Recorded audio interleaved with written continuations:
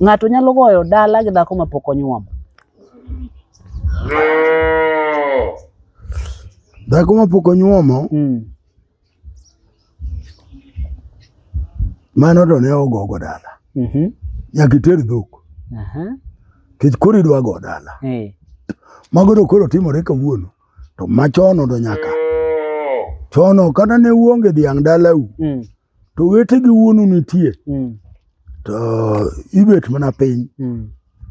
Ng'ato golo dhiang', ng'ato golo dhiang', ng'ato golo dhiang'. Idhi nyuomni. Kata in kich maonge wuon.